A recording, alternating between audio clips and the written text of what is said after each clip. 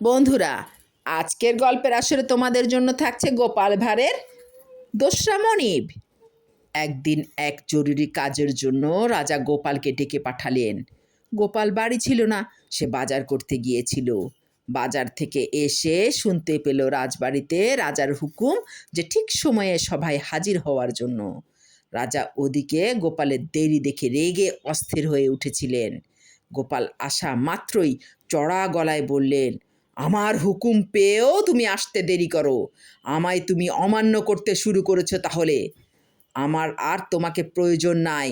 গোপাল করজোড়ে বললে, সে কি সর্বনাশে কথা প্রভু!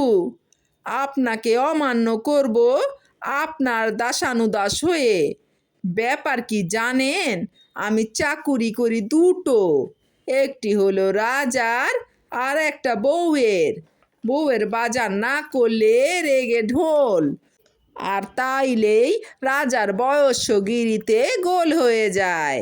যদি বউকে আপনি মাথা মুড়িয়ে গোল ঢেলে দেশ থেকে বার করে দিতে পারেন দিন মহারাজ, তাহলে ডবল চাকরির ঝামেলা আর ধকল থেকে রেহাই পেয়ে আমি এক মনে রাজসেবায় আত্মনিয়োগ করতে পারি।